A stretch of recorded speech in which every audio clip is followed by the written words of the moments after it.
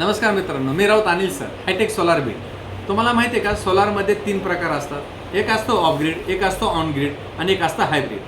Of grid म्हणजे काय की ज्या ठिकाणी MSCBचं कनेक्शन पोहोचलेलं नाही आहे आणि आपल्याला तर लाईट पाहिजे. मग त्यावेळेस काय करावं लागतं आपल्याला, कारण की दिवसभरामध्ये जी काही लाईट तयार होणार आहे सोलार पॅनलच्या माध्यमातून ती आपण दिवसा वापरायची आणि शिल्लक राहिलेली बॅटरीमध्ये साठवून ठेवायची आणि ती नंतर आपल्या रात्री वापरायची. त्याला म्हणायचं ऑफ ग्रीड. ऑन ग्रीड म्हणजे काय की तयार झालेली लाईट आपण MSCBला देणार आणि MSCच्या ग्रेडमधून आपण लाईट आपण घरी वापरणार आणि MSCBची लाईट गेली म्हणजे आपल्या घरातली लाईट जाते आणि सोलारची लाईट बनवणं सुद्धा बंद होतं. त्याला म्हणायचं ऑन ग्रीड.